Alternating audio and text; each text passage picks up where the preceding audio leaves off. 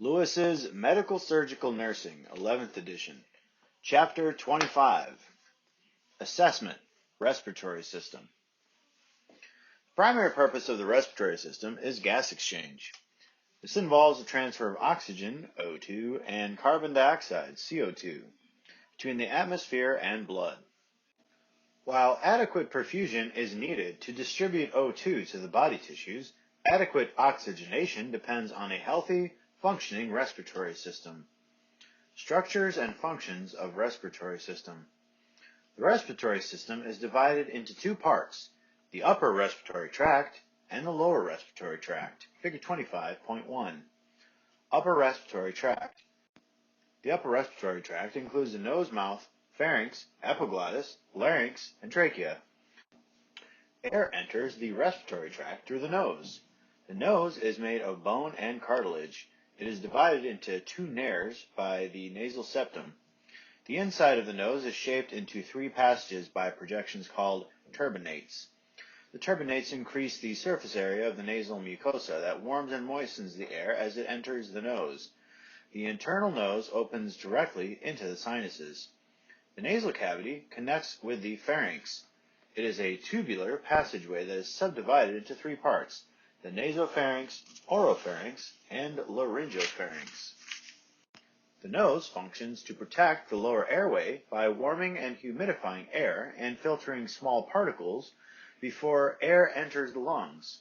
The olfactory nerve, found within the mucosa of the upper part of the nasal cavity, is responsible for the sense of smell. Air moves through the oropharynx to the laryngopharynx. It then travels through the epiglottis to the larynx before moving into the trachea. The epiglottis is a small flap between the tongue that closes over the larynx during swallowing. This prevents solids and liquids from entering the lungs. The vocal cords are in the larynx. Air passes through the glottis, the opening between the vocal cords, and into the trachea.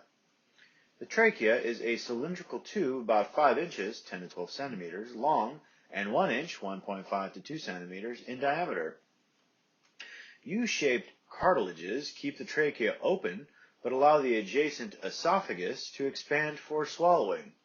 The trachea bifurcates into the right and left mainstem bronchi at a point called the carina. The carina is located at the angle of Lewis, which is at the level of the 4th and 5th thoracic vertebrae. The carina is highly sensitive. Stimulation of this area during suctioning causes vigorous coughing. Lower respiratory tract. Once air passes the carina, it is in the lower respiratory tract. The lower respiratory tract consists of the bronchi, bronchioles, alveolar ducts, and alveoli. Except for the right and left mainstem bronchi, all lower airway structures are found within the lungs. The right lung is divided into 3 lobes, upper, middle, and lower, and the left lung into 2 lobes, upper and lower, figure 25.2.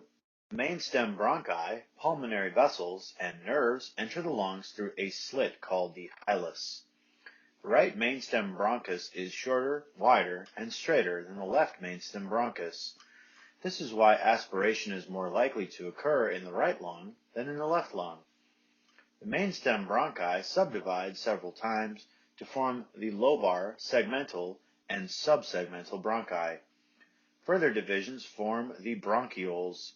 The most distant bronchioles are the respiratory bronchioles. Bronchioles are encircled by smooth muscles that constrict and dilate in response to various stimuli. The terms bronchoconstriction and bronchodilation refer to an increase or decrease in the diameter of the airways caused by contraction or relaxation of these muscles. Beyond the bronchioles lie the alveolar ducts and alveoli.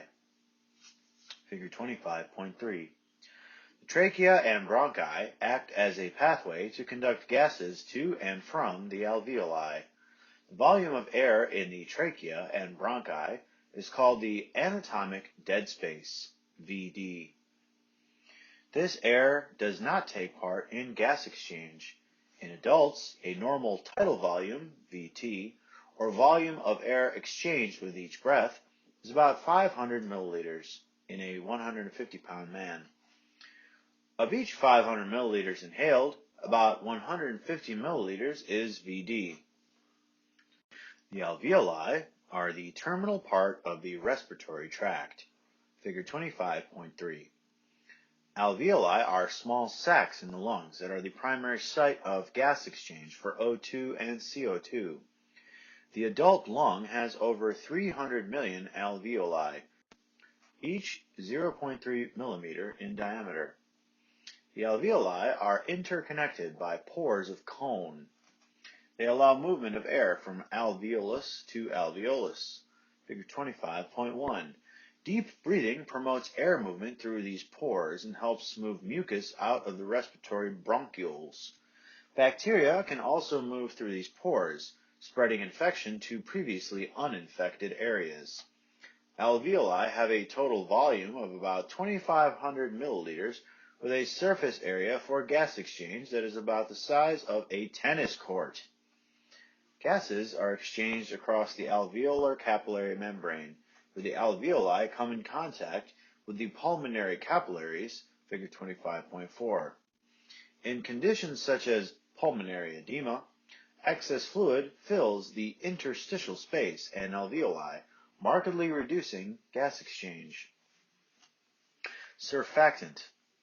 Because alveoli are unstable, they have a natural tendency to collapse. Alveolar cells secrete surfactant. Surfactant is a lipoprotein that lowers the surface tension in the alveoli. It reduces the amount of pressure needed to inflate the alveoli and makes them less likely to collapse. Normally, each person takes a slightly larger breath, termed a sigh, after every 5 or 6 breaths. This sigh stretches the alveoli and promotes surfactant secretion. When there is not enough surfactant, the alveoli collapse.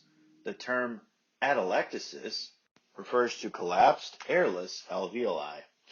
The postoperative patient is at risk for atelectasis because of the effects of anesthesia, decreased mobility, and pain, which can alter breathing and lung expansion.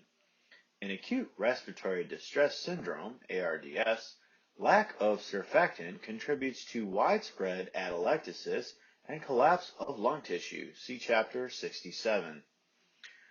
Blood supply. The lungs have two different types of circulation, pulmonary and bronchial. Pulmonary circulation provides the lungs with blood that takes part in gas exchange. The pulmonary artery receives deoxygenated blood from the right ventricle of the heart and delivers it to pulmonary capillaries that lie directly alongside the alveoli. O2-CO2 exchange occurs at this point. The pulmonary veins return oxygenated blood to the left atrium, which then delivers it to the left ventricle and into systemic circulation. Venous blood is collected from capillary networks of the body and returned to the right atrium by way of the superior and inferior vena cava. Bronchial circulation starts with the bronchial arteries, which arise from the thoracic aorta.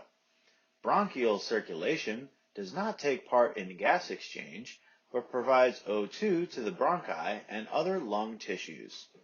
Deoxygenated blood returns from the bronchial circulation through the azygos vein into the superior vena cava.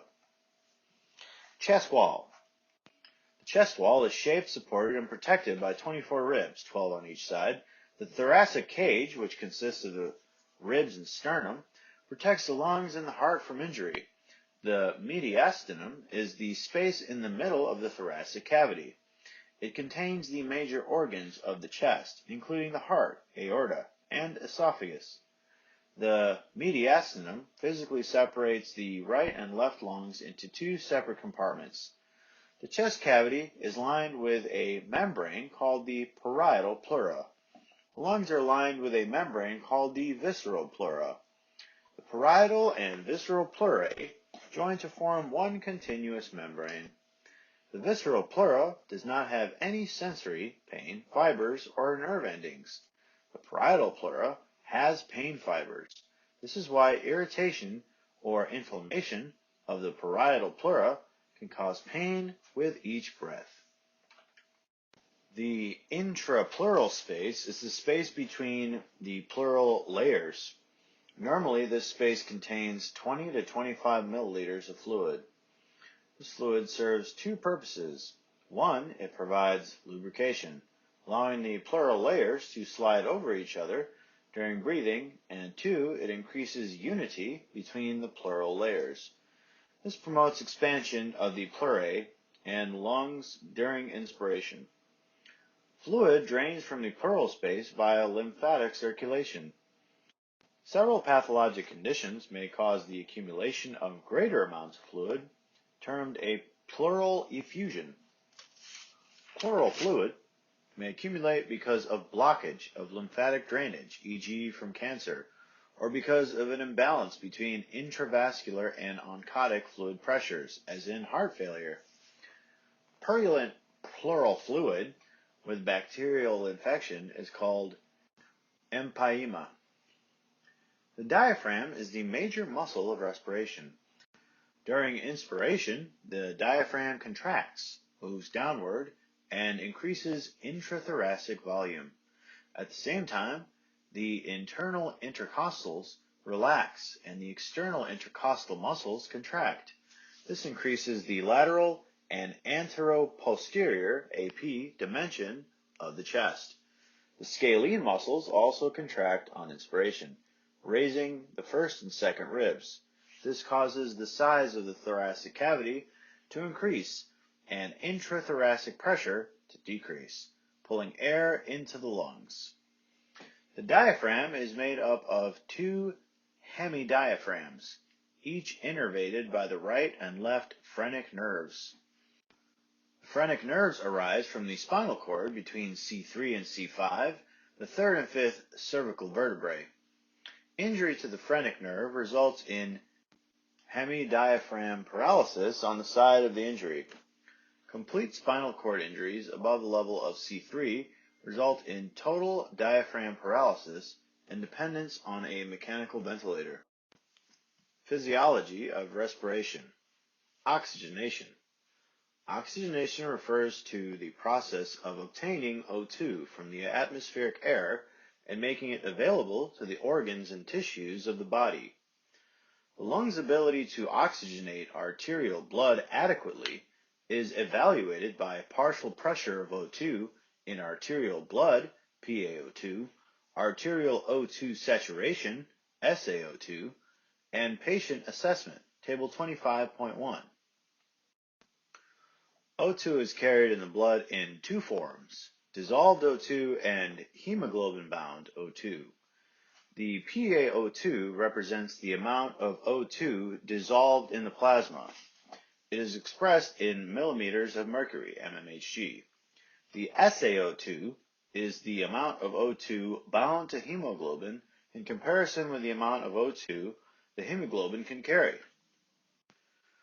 The SaO2 is expressed as a percent. For example, if the SaO2 is 90%, this means that 90% of hemoglobin attachments for O2 have O2 bound to them. O2 and CO2 move back and forth across the alveolar capillary membrane by diffusion. The overall direction of movement is from the area of higher concentration to the area of lower concentration. Thus, O2 moves from alveolar gas, atmospheric air, into the arterial blood, and CO2 from the arterial blood into the alveolar gas. Diffusion continues until equilibrium is reached. Ventilation. Ventilation involves inspiration or inhalation, movement of air into the lungs, and expiration or exhalation, movement of air out of the lungs. Air moves in and out of the lungs because intrathoracic pressure changes in relation to pressure at the airway opening. Contraction of the diaphragm and external intercostal and scalene muscles increases chest dimensions, thus decreasing intrathoracic pressure. Gas flows from an area of higher pressure, atmospheric, to one of lower pressure, intrathoracic. When dyspnea, shortness of breath, occurs, neck and shoulder muscles, as well as other accessory muscles of respiration, can aid the effort.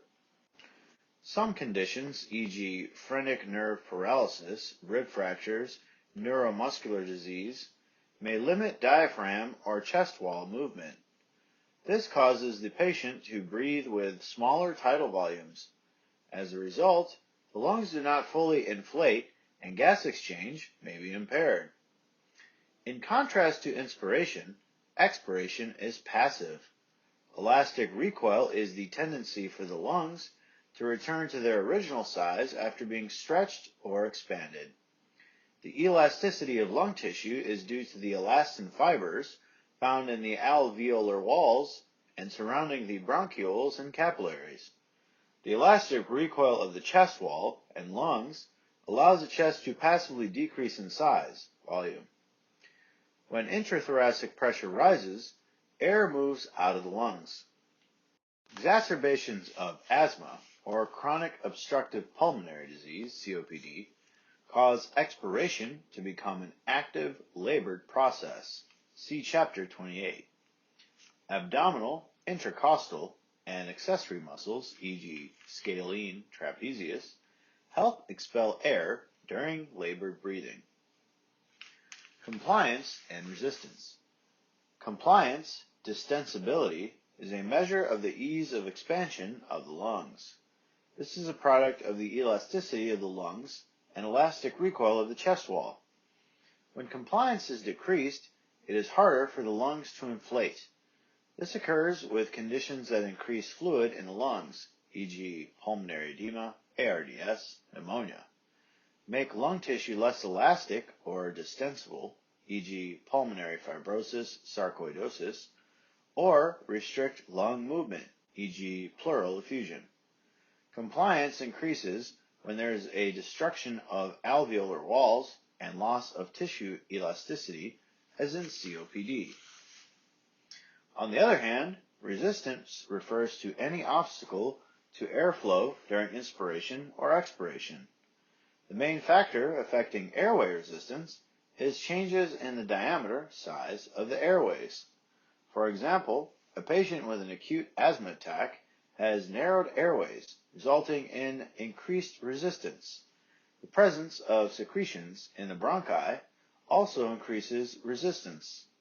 Secretions can partially occlude airways, making airways narrower. This makes it harder for patients to get air into the lungs. Giving bronchodilators decreases resistance by increasing the diameter of the bronchi, promoting air entry. Changes in compliance and/or resistance can seriously affect both oxygenation and ventilation. Control of respiration. Located in the brainstem, the respiratory center, the medulla, responds to chemical and mechanical signals. The medulla sends impulses to the respiratory muscles through the spinal cord and phrenic nerves. Chemoreceptors. A chemoreceptor is a receptor that responds to a change in the chemical composition, PaCO2, and pH, of the fluid around it. Central chemoreceptors are found in the medulla. They respond to changes in the hydrogen ion H+ concentration. An increase in the H+ concentration, acidosis, causes the medulla to increase the respiratory rate and VT. A decrease in H+ concentration, alkalosis, has the opposite effect. Changes in PaCO2 regulate ventilation primarily by their effect on the pH of the cerebrospinal fluid.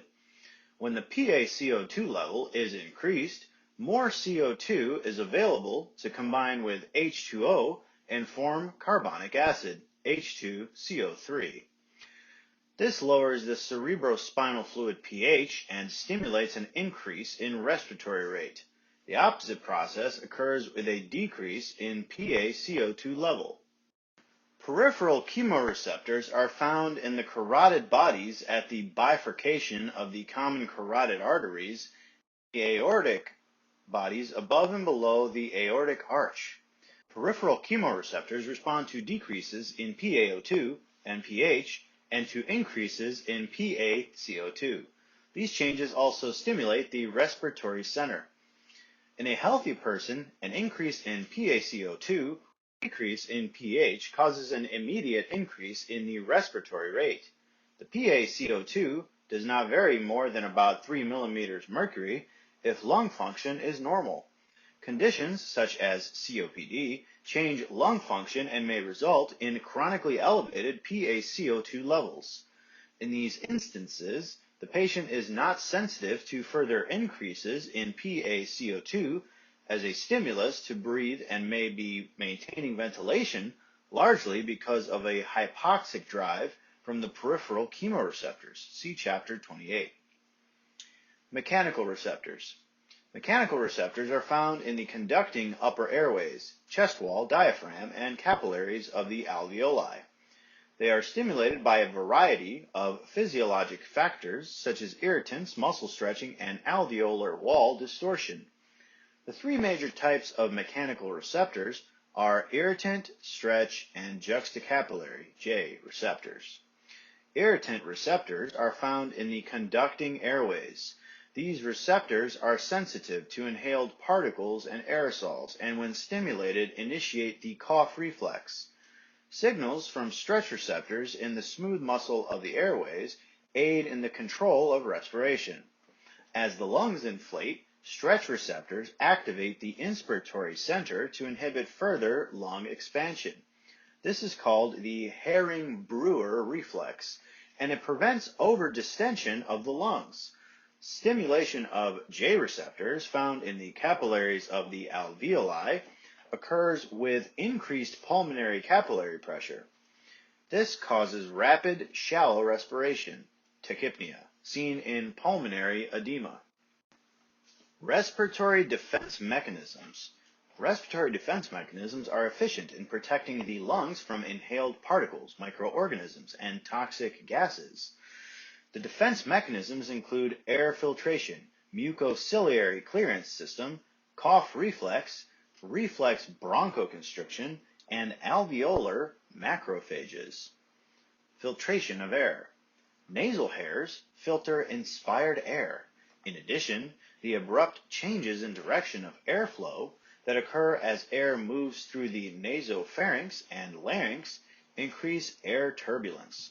This causes particles and bacteria to contact the mucosa lining these structures.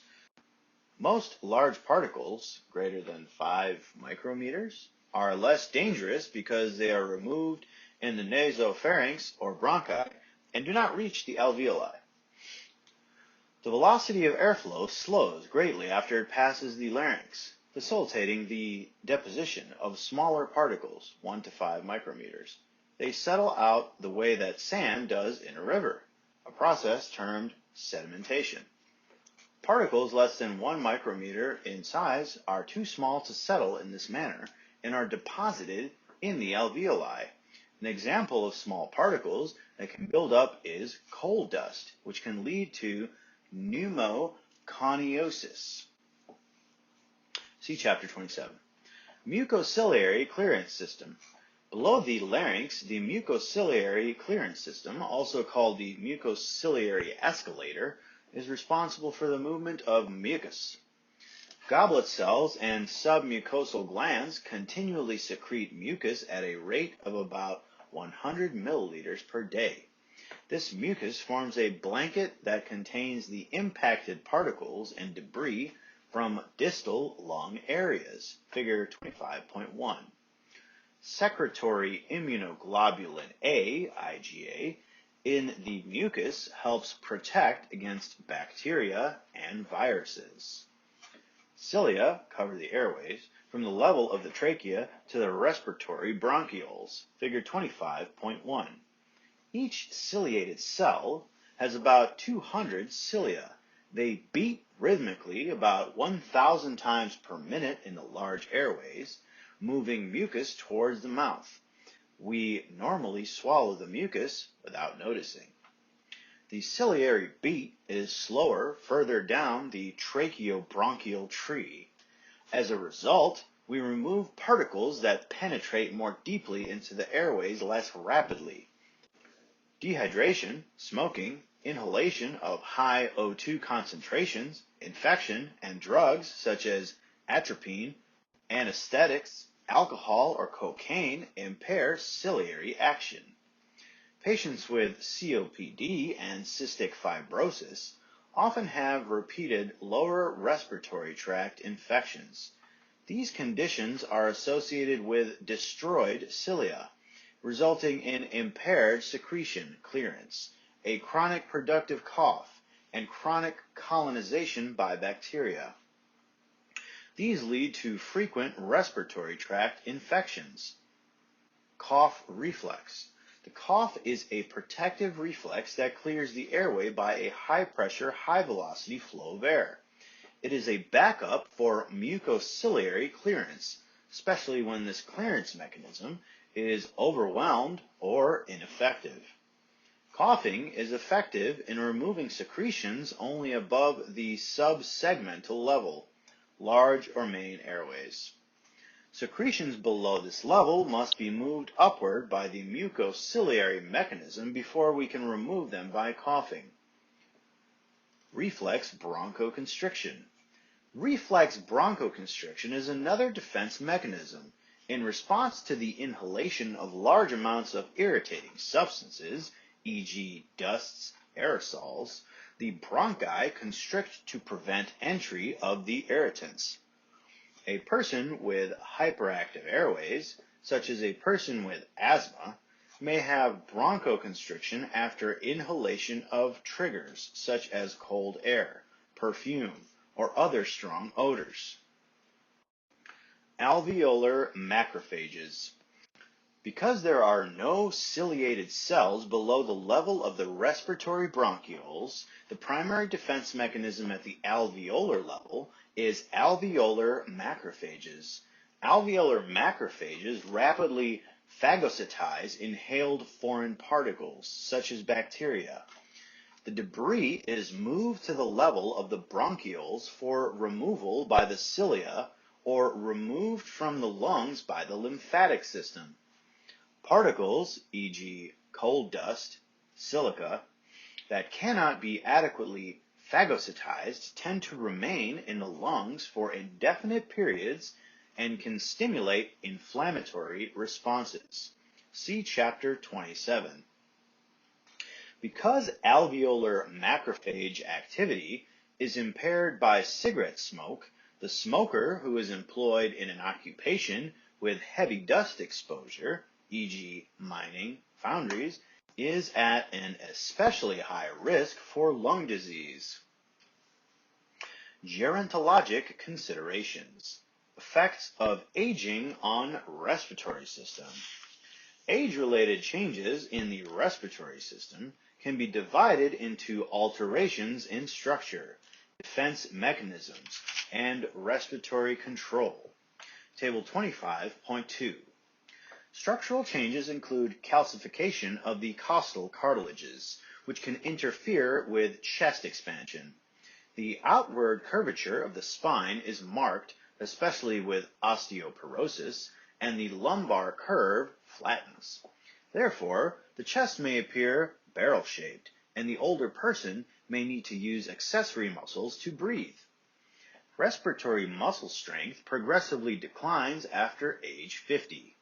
Overall, the lungs in the older adult are harder to inflate.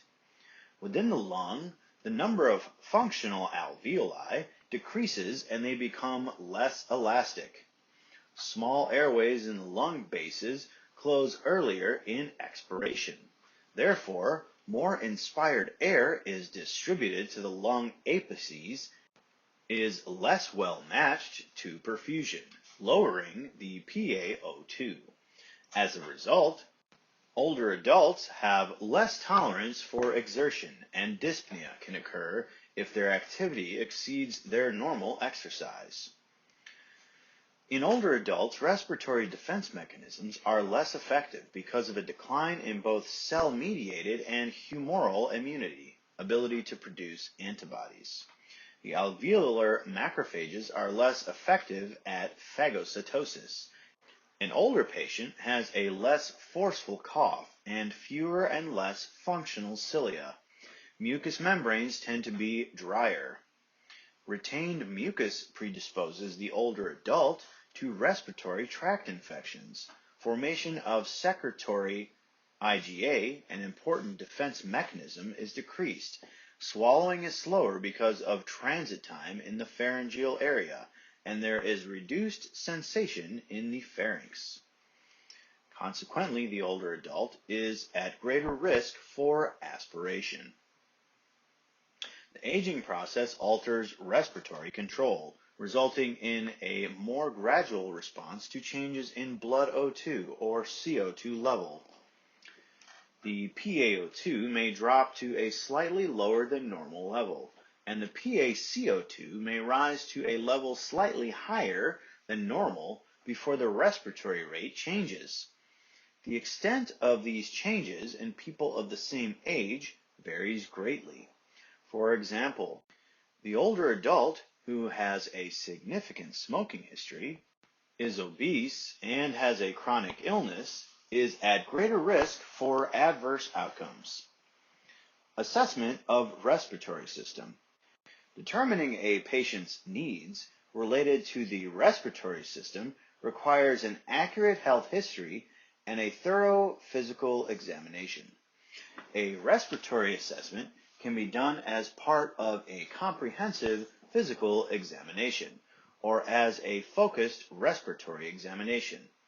Use judgment in determining whether all or part of the history and physical examination will be completed, based on your immediate assessment of the patient's degree of respiratory distress. If respiratory distress is severe, only obtain pertinent information and defer a thorough assessment until the patient's condition stabilizes. Subjective data. Important health information. Past health history. It is important to determine the frequency of upper respiratory problems, e.g. colds, sore throats, sinus problems, allergies, and whether seasonal changes influence these problems. Ask about a history of lower respiratory problems such as asthma, COPD, pneumonia, and tuberculosis, TB. Ask the patient with allergies about possible precipitating factors or triggers, such as medications, pollen, smoke, mold, or pet exposure. Record the characteristics and severity of the allergic reaction, such as runny nose, wheezing, scratchy throat, or chest tightness. Determine the frequency of asthma exacerbations. Because respiratory symptoms are often manifestations of problems that involve other body systems, it is important to ask about a history of other health problems. For example, the patient with heart problems may have dyspnea, shortness of breath, because of heart failure. The patient with human immunodeficiency virus, HIV, infection may have frequent respiratory tract infections because of compromised immune function. Medications.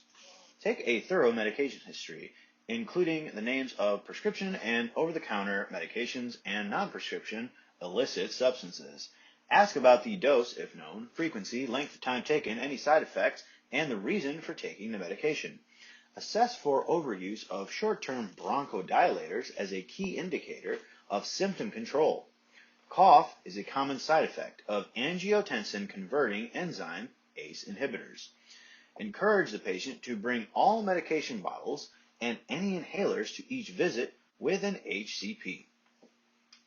If the patient is using O2 for a breathing problem, record the fraction of inspired O2 concentration, FiO2, flow rate, liters per minute, method of administration, number of hours used per day, and effectiveness of the therapy. Assess safety practices, including the patient's cognitive and physical ability related to using O2 and any metered dose inhalers. Surgery or other treatments. Find out if the patient has been hospitalized for a respiratory problem. Note the dates, therapy, including surgery, and status of the problem. Determine if the patient has ever been intubated because of a respiratory problem.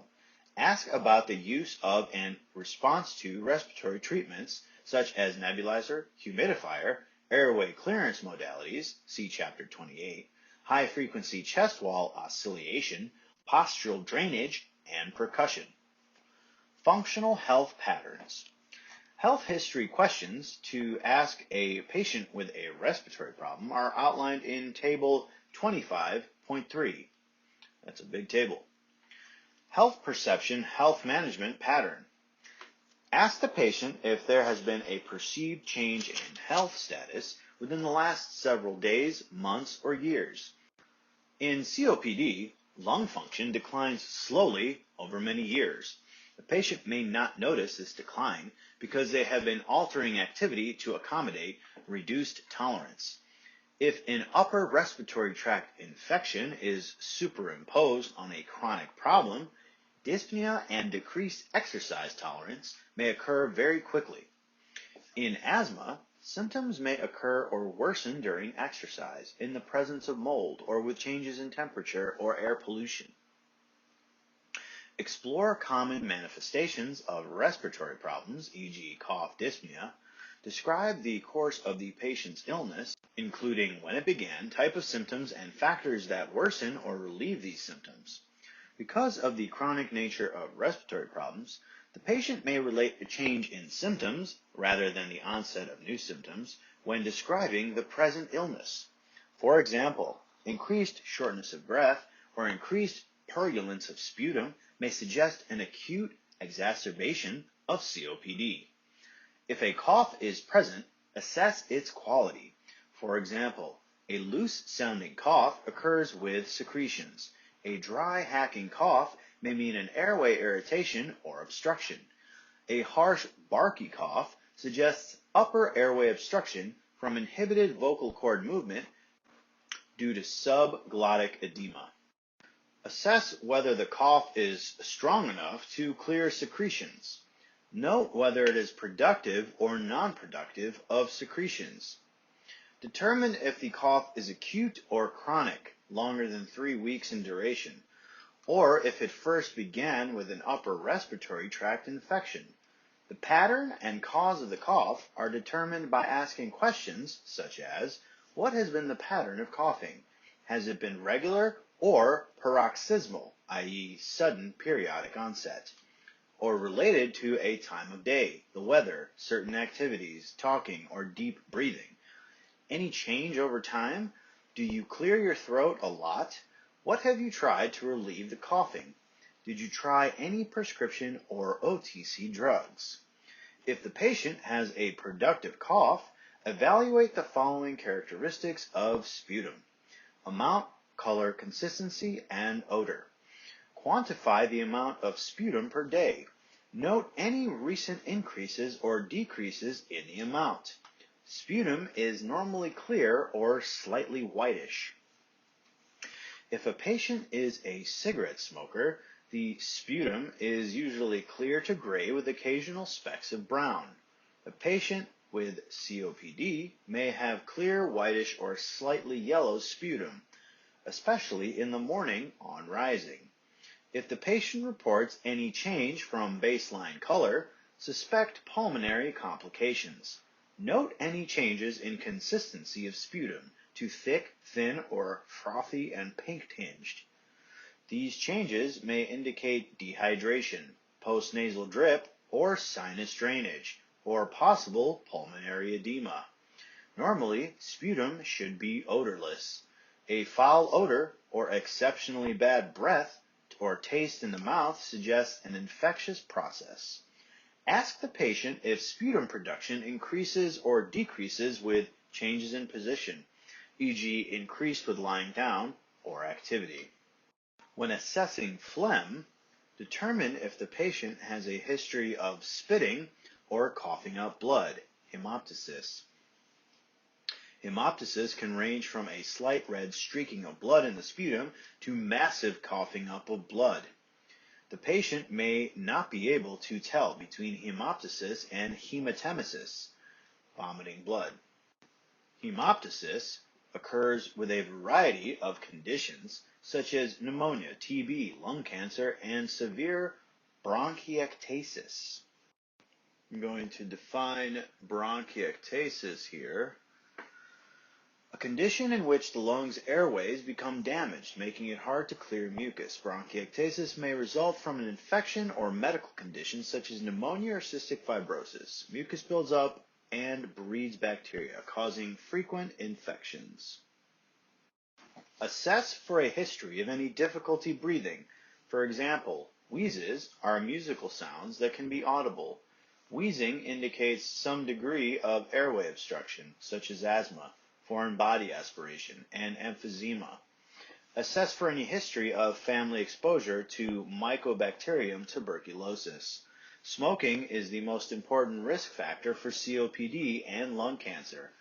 Ask about cigarette use and find out about the use of any tobacco products. This includes cigars, pipes, chewing tobacco, electronic cigarettes, and hookah, instrument for vaporizing and smoking flavored tobacco. Find out about exposure to secondhand smoke. Determine if the patient has tried to quit using tobacco products, including using prescription, OTC, and herbal remedies. Discuss current and past smoking habits. Quantify smoking habits in pack years. Do this by multiplying the number of cigarettes smoked per day by the number of years smoked. For example, a person who smoked 20 cigarettes per day for 15 years has a 15-pack year history. Assess if the patient received immunizations for influenza and pneumococcal pneumonia. Patients should receive an influenza vaccine yearly in the fall. Recommendations for pneumococcal vaccines are shown in Table 27.5. Ask where the patient has lived and traveled.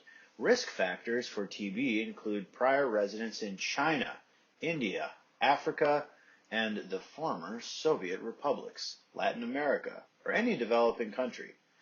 Other TB risk factors include exposure to people with high rates of TB transmission, such as the homeless, injection drug users, and people with HIV infection. Risk factors for fungal lung infections include those exposed to bird and rodent feces or polluted water, those working closely with the soil, and immunocompromised patients. Ask the patient about the use of equipment to manage respiratory symptoms, e.g. home O2 equipment, inhalers, devices for sleep apnea. Find out the type of equipment used, cleaning of the device, frequency of use, its effect, and any side effects. Have patients show you the use of their inhalers. Many patients do not use these devices correctly. See Chapter 28. Nutritional metabolic pattern. Weight loss can be a symptom of respiratory disease. Determine if weight loss was intentional, and if not, if food intake is changed by anorexia from medications, fatigue from hypoxemia, increased work of breathing, or feeling full quickly from lung hyperinflation. Anorexia, weight loss, and chronic malnutrition are common in patients with COPD, lung cancer, TB, and chronic severe infection, bronchiectasis. Assess fluid intake. Dehydration can cause sputum to thicken and obstruct the airway. Rapid weight gain from fluid retention may impair gas exchange. Elimination pattern. Healthy elimination habits depend on a healthy balance between activity and rest. Activity intolerance, secondary to dyspnea, could result in incontinence when unable to reach a toilet when needed. Dyspnea can be the cause of limited mobility, which can cause constipation. Ask the patient with dyspnea about frequency, urgency, and elimination patterns, e.g. day versus night. People with a chronic cough, especially women, may have urinary incontinence during paroxysms of coughing. Activity exercise pattern. Determine if dyspnea limits activity. Assess whether the patient's residence, e.g. number of steps, levels, poses any problems. Ask the patient about the perceived degree of dyspnea, Table 25.4. For example, can the patient walk up one flight of stairs without stopping because of dyspnea?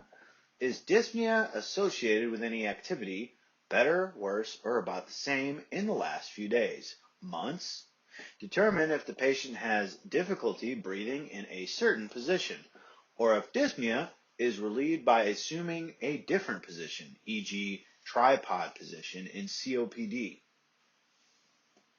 Discuss whether the patient can carry out activities of daily living without dyspnea or other respiratory symptoms. If unable, record the amount and type of care the patient needs.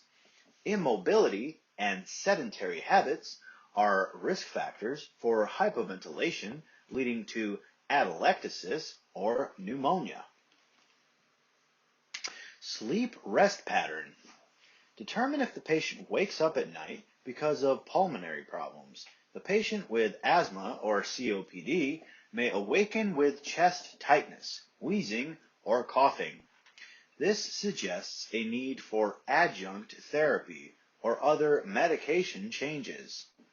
The patient with heart disease, e.g., heart failure, may sleep with the head elevated on several pillows to avoid respiratory problems brought on by lying flat, orthopnea.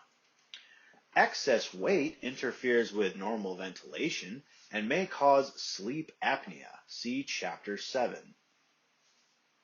Extremely obese persons may hypoventilate while awake or asleep. Manifestations of sleep apnea include snoring, insomnia, abrupt awakenings, daytime drowsiness, and early morning headaches. Night sweats may be a sign of TB. Cognitive perceptual pattern. Because hypoxia can cause neurologic symptoms, ask the patient about apprehension, restlessness, irritability, and memory changes. These can indicate inadequate cerebral oxygenation. Table 25.1. Assess the patient's cognitive ability to cooperate with treatment. Hypoxemia interferes with the ability to learn and retain information. Failure or inability to take part in needed therapy may result in worsening of respiratory problems. For this reason, teaching may be more effective if the caregiver is present during teaching sessions to provide reinforcement later. Ask about any discomfort or pain with breathing. Explore reports of chest pain carefully to rule out heart involvement. Problems such as pleurisy, fractured ribs, and costochondritis cause chest pain. Careful assessment of the patient having pain with breathing, such as onset, exact location of the pain, and factors that make the pain better or worse, can help establish a diagnosis. Self-perception, self-concept pattern. Dyspnea limits activity, impairs ability to fulfill normal roles, and often alters self-esteem. A patient may be reluctant to appear in public with a highly visible nasal cannula and O2 equipment. A barrel chest, clubbed fingers, pursed lip breathing, and frequent expectoration of sputum or throat clearing can be embarrassing and can lead to social isolation. Explore with the patient any body image concerns.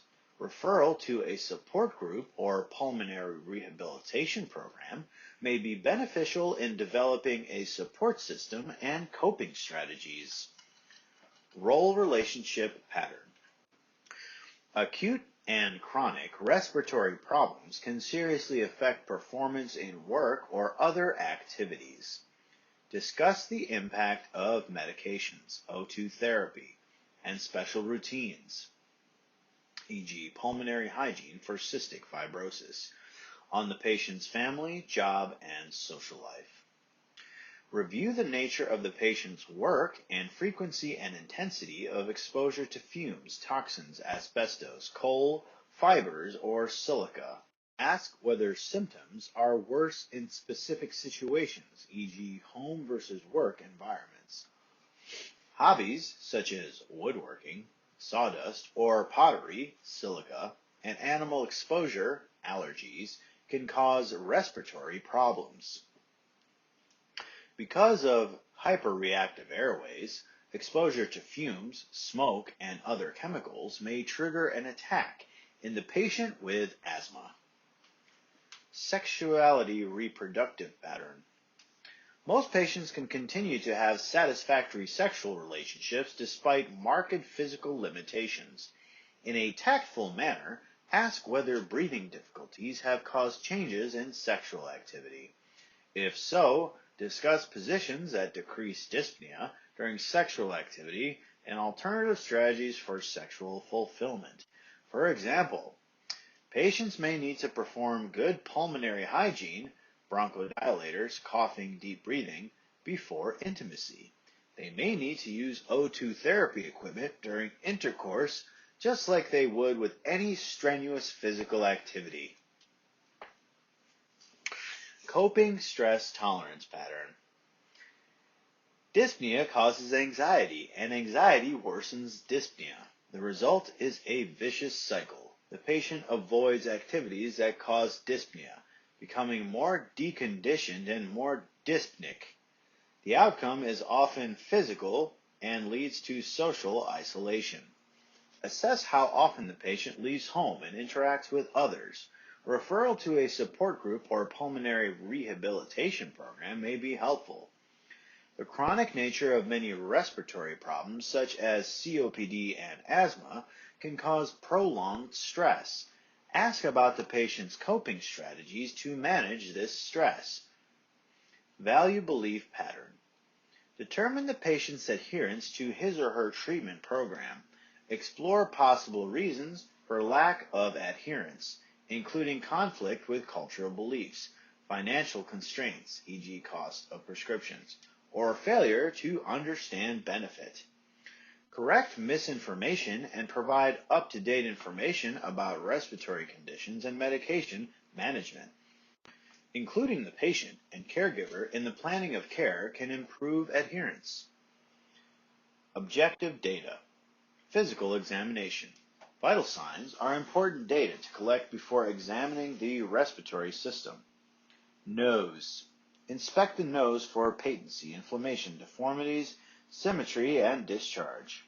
Check each nair for air patency with respiration, while briefly occluding the other nair. Tilt the patient's head backward and push the tip of the nose upward gently.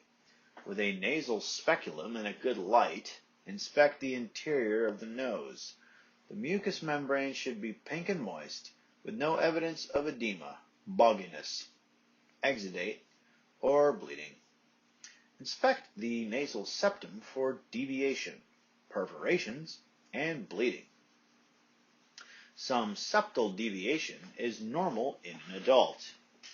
Inspect the turbinates for polyps, which are abnormal, finger-like projections of swollen nasal mucosa. Polyps may result from long-term irritation of the mucosa, e.g. from allergies. Assess any discoloration for color and consistency. Purulent and malodorous discharge could occur with a foreign body. Watery discharge could be related to allergies or from cerebrospinal fluid. Bloody discharge could be from trauma or dryness. Thick mucosal discharge could mean an infection. Mouth and pharynx. Using a good light source, inspect the interior of the mouth for color, lesions, masses, gum retraction, bleeding, and pore dentition. Inspect the tongue for symmetry and lesions. Observe the pharynx by pressing a tongue blade gently against the middle of the back of the tongue. If the oropharynx is tight, have the patient yawn, since this usually allows more structures to be visible. The pharynx should be smooth and moist, with no evidence of exudate, ulcerations, swelling, or post-nasal drip. Note the color, symmetry, and any enlargement of the tonsils. Stimulate the gag reflex by placing a tongue blade along the side of the pharynx at the back of the tongue. A normal response, gagging, means the cranial nerves 9, glossopharyngeal, and 10, vagus, are intact and that the airway is protected. Neck. Inspect the neck for symmetry and tender or swollen areas. Palpate the lymph nodes while the patient is sitting erect with the neck slightly flexed. Progression of palpation is from the nodes around the ears to the nodes at the base of the skull, and then to those under the angles of the mandible to the midline. The patient may have small, mobile, non-tender nodes, Schotty nodes, which are not a sign of a pathologic condition. Tender, hard, or fixed nodes may indicate disease. Describe the location and characteristics of any palpable nodes. Thorax and lungs. Picture imaginary lines on the chest to help identify abnormalities, figure 25.2. Describe abnormalities in terms of their location relative to these lines, e.g. 2 centimeters lateral from the right midclavicular line. Chest examination is best done in a well-lit, warm room with measures taken to ensure the patient's privacy. Expose the patient's chest. Perform all physical assessment maneuvers, inspection, palpation, percussion, auscultation, on either the anterior or the posterior chest first rather than moving from anterior to posterior or vice versa with each maneuver.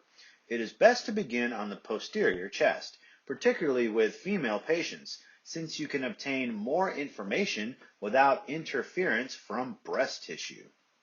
If the patient tires or you are interrupted, you will obtain baseline data with the most information from examining the posterior chest. When assessing the posterior chest, ask the patient to lean forward with arms folded.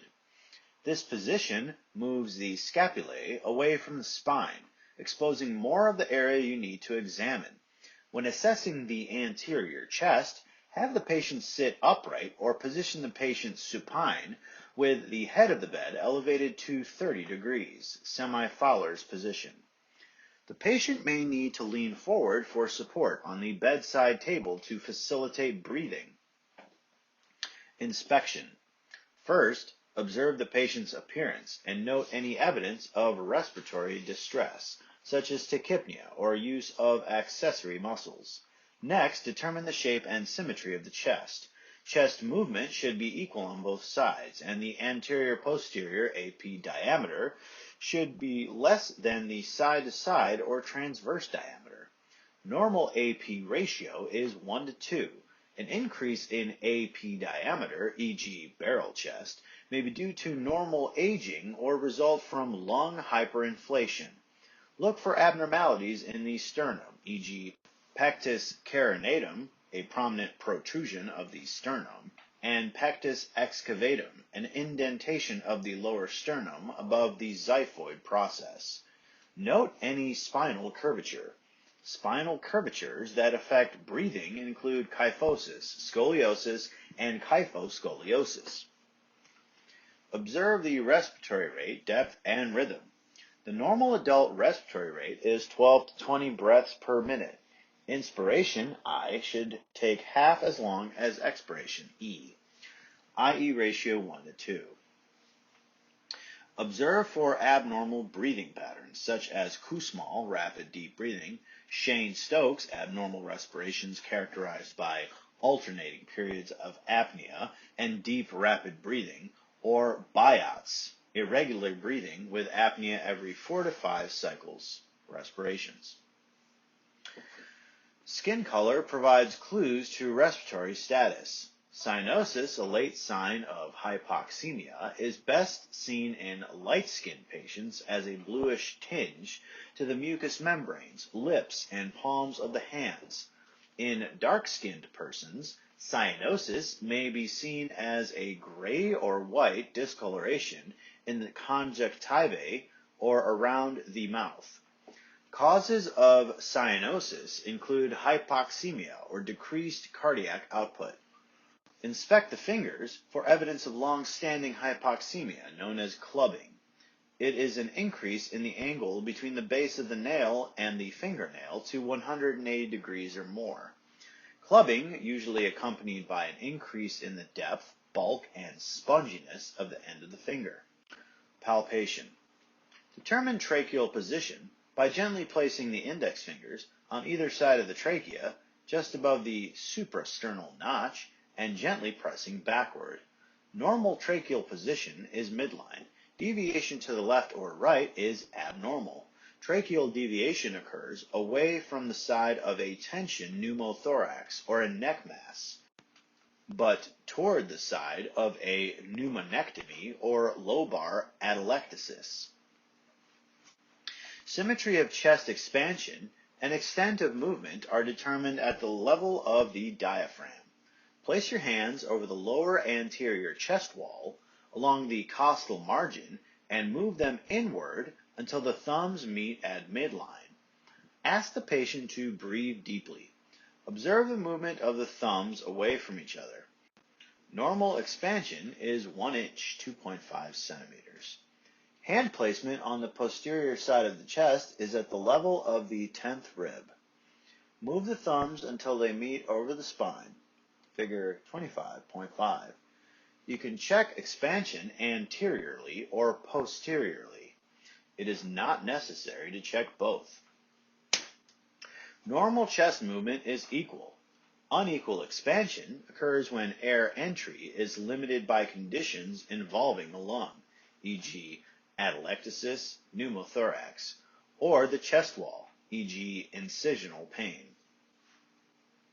Equal but decreased expansion occurs in conditions that produce a hyperinflated or barrel chest, or in neuromuscular diseases, e.g., amyotrophic lateral sclerosis, spinal cord lesions. Movement may be absent or unequal over a pleural effusion, an atelectasis, or a pneumothorax. Fremitus is the vibration of the chest wall made by vocalization.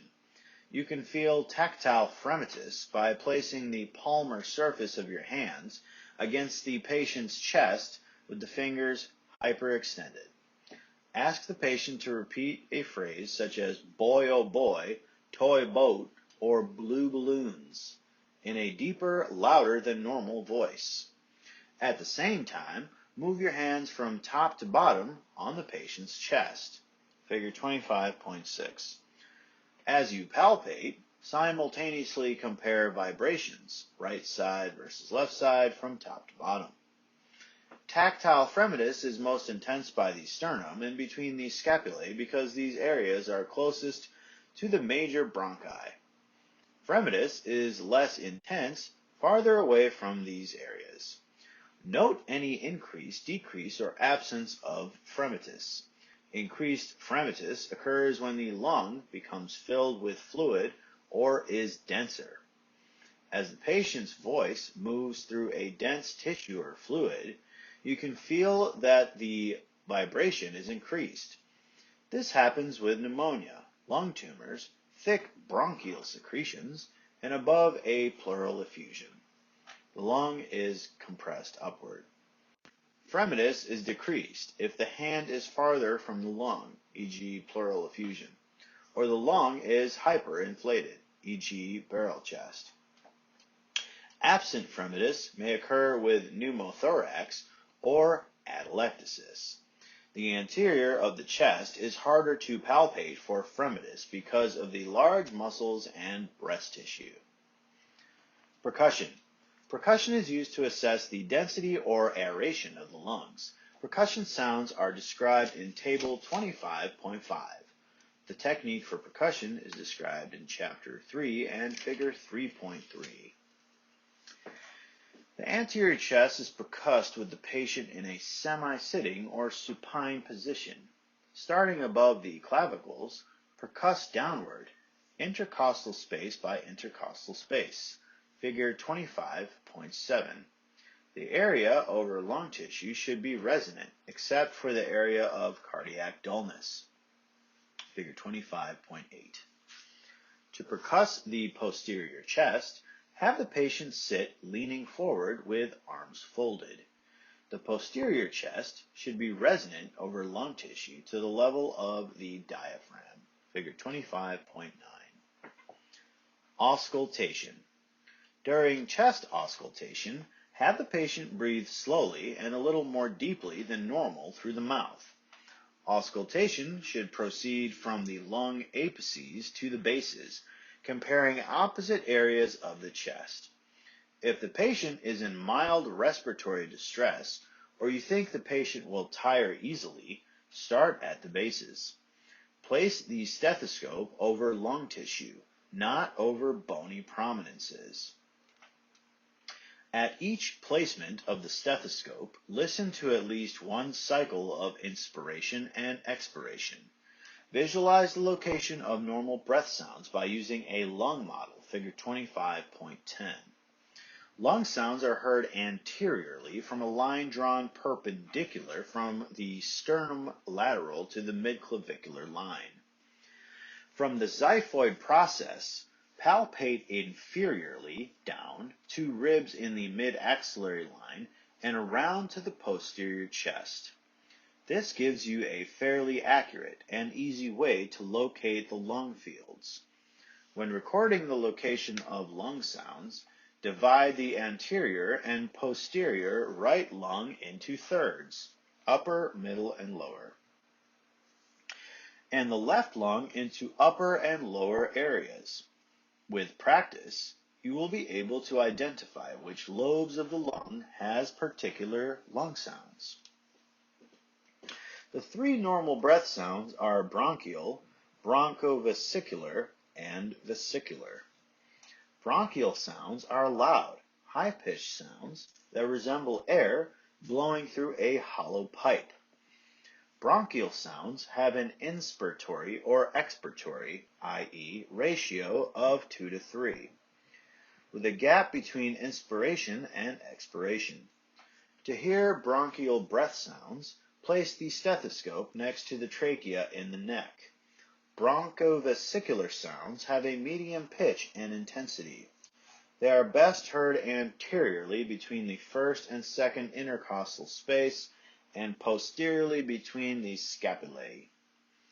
Bronchovesicular sounds have a 1-to-1 ratio, with inspiration equal to expiration. Vesicular sounds are relatively soft, low-pitched, gentle, rustling sounds. They are heard over all lung areas except the major bronchi. Vesicular sounds have a 3-to-1 ratio, with inspiration 3 times longer than expiration. We classify breath sounds into 2 main categories, normal and abnormal or adventitious. There are a variety of terms that have been inconsistently used to describe abnormal breath sounds. Adventitious breath sounds include crackles, fine and coarse, wheezes, stridor, and pleural friction rub, table 25.6. A focused assessment is used to evaluate the status of previously identified respiratory problems and to monitor for signs of new problems. A focused assessment of the respiratory system is shown in the box on this page. As you begin your assessment of lung sounds, first note the air entry, which may be adequate, slightly decreased, or decreased. Absent air entry in any part of the lung is an assessment finding that you should report at once. Next, listen for the breath sounds and the presence of normal and adventitious sounds. Are the normal breath sounds where you would expect to hear them? Focus your assessment on the characteristics of any abnormal sound, including the location, pitch, e.g. high-low, duration of sound, and whether the sound is heard on inspiration, expiration, or both. Assessment abnormalities of the thorax and lungs are outlined in Table 25.6. A record of the normal physical assessment of the respiratory system is shown in Table 25.7. Chest examination findings in common pulmonary problems are described in Table 25.8. Age-related changes in the respiratory system and assessment findings are outlined in Table 25.2. Diagnostic studies of respiratory system. Numerous diagnostic studies are available to assess the respiratory system. Tables 25.9 through 25.17 describe common studies. Select studies are described in more detail here. Two methods are used to assess the efficiency of gas transfer in the lung and tissue oxygenation. 1. Pulse oximetry, and 2. Analysis of arterial blood gases, ABGs, Table 25.9. These are primarily used to assess for hypoxia. For the patient with normal or near normal cardiac function, assessing PaO2 or SaO2 is usually enough to determine the level of oxygenation. With either one, we can also use CO2 monitoring to assess for hypercapnia to determine patient's oxygenation and ventilatory status. The patient with impaired cardiac output or hemodynamic instability, e.g., altered level of consciousness, changes in heart rhythm and rate, low BP, may have inadequate tissue O2 delivery and or abnormal O2 consumption. For these patients, we can evaluate a mixed venous blood gas. Oximetry. Arterial O2 saturation can be monitored non-invasively and continuously using a pulse oximetry probe on the finger, toe, ear, forehead, or bridge of the nose. The abbreviation SpO2 is used to indicate the O2 saturation of hemoglobin as measured by pulse oximetry. SpO2 and heart rate are displayed on the monitor as digital readings. Normal SpO2 values are 94% to 99%, Table 25.10. In many inpatient areas, SpO2 is assessed with each routine vital sign check. Oximetry is also used during exercise testing and when adjusting flow rates during O2 therapy. Pulse oximetry is especially valuable in perioperative and critical care situations, in which case anesthesia, sedation, or decreased consciousness may mask hypoxia. Changes in SpO2 can be detected and treated quickly. Table 25.9. Values obtained by pulse oximetry are less accurate if the SpO2 is less than 70%. At this level, the oximeter may display a value that is plus or minus 4% of the actual value. For example, if the SpO2 reading is 70%, the actual value can range from 66% to 74%. Pulse oximetry is inaccurate if hemoglobin variants, e.g., carboxyhemoglobin, methemoglobin, are present. Other factors that can alter the accuracy of pulse oximetry include motion, low perfusion, anemia, cold extremities, bright fluorescent lights, intravascular dyes, thick acrylic nails, and dark skin color. If there is doubt about the accuracy of the SpO2 reading, obtain an ABG analysis to verify the values. Arterial blood gases. ABGs are obtained to determine oxygenation status and acid-base balance. ABG analysis includes measurement of the PaO2, PaCO2, the partial pressure of CO2 in arterial blood, acidity, pH, bicarbonate, HCO3 negative, and SaO2. Normal values for ABGs are shown in Table 25.11. Blood for ABG analysis can be obtained by arterial puncture or from an arterial catheter, which is usually inserted into the radial or femoral artery. Both techniques allow only intermittent analysis, but an arterial catheter permits ABG sampling without repeated arterial punctures. The normal PaO2 decreases with advancing age. It varies in relation to the distance above sea level. At higher altitudes, the barometric pressure is lower resulting in a lower inspired O2 pressure and lower PaO2. CO2 monitoring. CO2 can be monitored using transcutaneous CO2, PtCO2, and end-tidal CO2, PetCO2 capnography.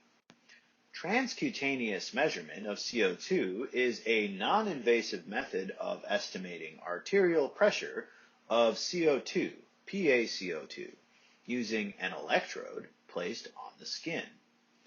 PetCO2 is the non-invasive measurement of alveolar CO2 during exhalation when CO2 concentration is at its peak.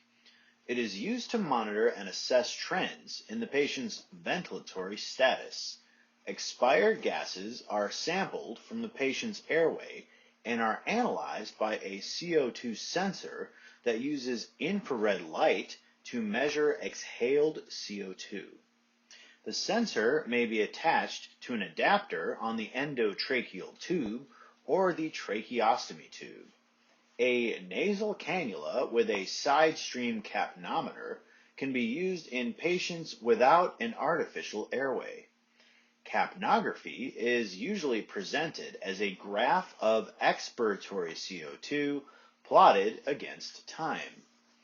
In the past, capnography was mainly used during and after surgery and in critical care units. Today's PET CO2 monitors are portable and practical for use in emergency departments and on inpatient units. Mixed venous blood gases. The pulmonary artery, PA, catheter is a flow-directed catheter. When it is positioned correctly, the tip of the catheter lies in the pulmonary artery. Blood drawn from a PA catheter is called a mixed venous blood gas, SVO2, because 1, it consists of venous blood that has returned to the right side of the heart from all parts of the body, and 2, it samples blood just before blood enters the lungs to be oxygenated. Normal SVO2 is 60% to 80%. Other normal mixed venous values are given in Table 25.12. SVO2 can be monitored intermittently by obtaining a blood sample from the PA catheter or continuously via a fiber optic sensor as part of a specific central line with SpO2 monitoring capability.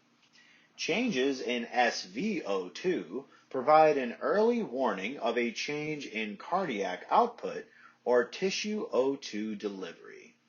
A decrease in SVO2 suggests that less O2 is being delivered to the tissues or that more O2 is being consumed. Sputum studies. Observe the patient's sputum for color, volume, viscosity, and presence or absence of blood.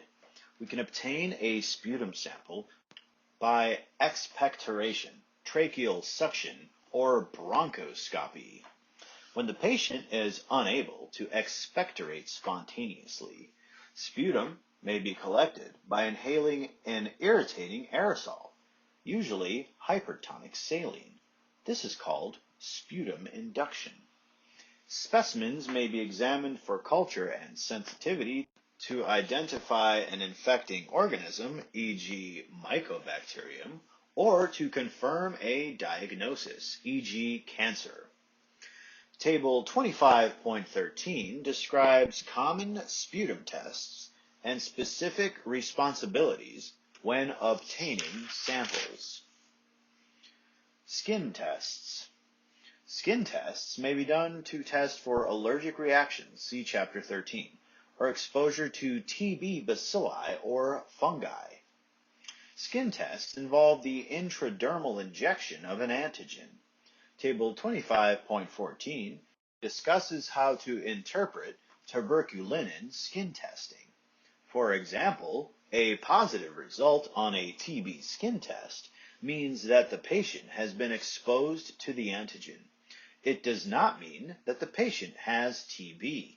A negative result means either no exposure or a depression of cell-mediated immunity, which occurs in HIV infection. Our responsibilities are similar for all skin tests. First, to prevent a false negative reaction, be sure that the injection is intradermal and not subcutaneous. After the injection, circle the sites and tell the patient not to remove the marks. When charting administration of the antigen, draw a diagram of the forearm in hand and label the injection site. The diagram is especially helpful when the patient receives more than one test. When reading test results, use a good light. If an induration is present, use a marking pen to indicate the periphery on all four sides of the induration. As the pen touches the raised area, make a mark. Then determine the diameter of the induration in millimeters. Do not measure reddened flat areas. Endoscopy. Bronchoscopy. Bronchoscopy is a procedure in which the bronchi are visualized through a fiber optic tube, figure 25.11. Bronchoscopy may be used for diagnostic purposes, obtain biopsy specimens, and for treatment, e.g. to remove mucus plugs, foreign bodies. Laser therapy, electrocautery, cryotherapy, and stents may be placed through a bronchoscope to achieve patency of an airway that has been partially or nearly fully obstructed by tumors. Table 25.15. Bronchoscopy can be done in an outpatient procedure room, in a surgical suite, or at the bedside in the critical care unit, or on a medical surgical unit. The patient may be positioned supine, in low Fowlers, or even be seated. The HCP inserts the bronchoscope through the nose or mouth. Depending on the approach, the nasopharynx or oropharynx is anesthetized with local anesthetic spray. The bronchoscope is coated with water-soluble lubricant and inserted down into the airways. Small amounts, 30 milliliter, of sterile saline may be injected through the scope and withdrawn and examined for cells, a technique termed bronchoalveolar lavage, BAL. Bronchoscopy can be done through the endotracheal tube of a mechanically ventilated patient. Lung biopsy. Lung biopsy may be done 1. Transbronchially, 2. Percutaneously, or via transthoracic needle aspiration, TTNA. 3. By video-assisted thoracic surgery, VATS, or 4. As an open lung biopsy, Table 25.15. The purpose of a lung biopsy is to obtain tissue, cells, and or fluid for evaluation. Specimens can be cultured or examined for cancer cells. Transbronchial biopsy involves passing a forceps or needle through the bronchoscope for a specimen. A combination of transbronchial lung biopsy and BAL is used to distinguish infection and rejection in lung transplant recipients. A percutaneous or TTNA biopsy involves inserting a needle through the chest wall, usually under bedside ultrasound or CT guidance. Because of the risk for a pneumothorax, a chest X-ray is done after TTNA.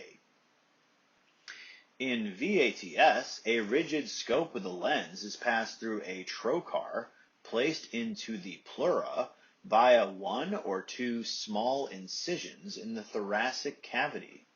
The HCP views the lesions in the pleura or peripheral lung on a monitor directly via the scope and can obtain biopsy specimens. A chest tube is kept in place until the lung expands. VATS is much less invasive than open lung biopsy. It is associated with shorter hospital stays and reduced mortality. It is ideal for pleural biopsy and resecting lung nodules. An open lung biopsy is used when other procedures cannot diagnose pulmonary disease. With the patient under anesthesia, the chest is opened with a thoracotomy incision and a biopsy specimen is obtained. Post-procedure care is the same as after thoracotomy. See Chapter 27. Thoracentesis. Thoracentesis is the insertion of a large bore needle through the chest wall into the pleural space to obtain specimens for diagnostic evaluation, remove pleural fluid, or instill medication. Figure 25.12. The patient is positioned sitting upright, leaning on an overbed table with feet supported. The skin is cleansed and a local anesthetic, lidocaine, is injected subcutaneously.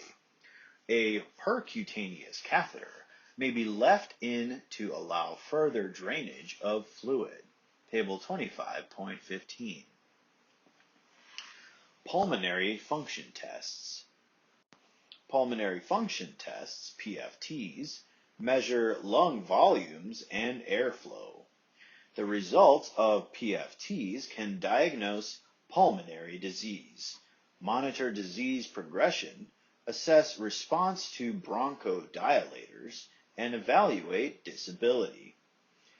Airflow measurement is obtained by trained personnel using a spirometer. The patient inserts a mouthpiece, takes as deep a breath as possible, and exhales as hard, as fast, and for as long as possible. Verbal coaching is given to ensure that the patient continues blowing out until exhalation is complete.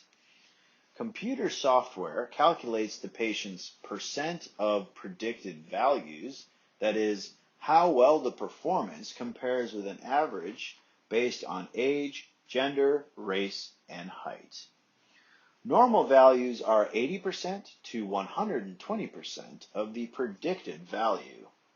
Normal values for PFTs are shown in tables 25.16 and 25.17.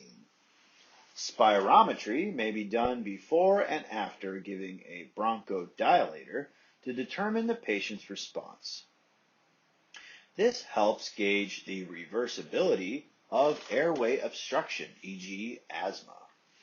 A positive bronchodilator response is an increase of greater than 200 milliliter or 12% in FEV after administering a bronchodilator. Home spirometry may be used to monitor lung function in people with asthma, cystic fibrosis, or COPD, as well as before and after lung transplantation or other thoracic surgeries. A peak flow meter is the handheld instrument used at home. The person blows through it forcefully and quickly after taking a deep breath. Spirometry changes can warn of early lung transplant, rejection, or infection. Data from a peak flow meter provide important feedback to patients with asthma so that they can learn to change activities and medications in response to changes in peak expiratory flow rates. More specific pulmonary function parameters can be directly assessed at the bedside in a high acuity or critical care unit to determine the need for or weaning and extubation from mechanical ventilation. See Table 65.13.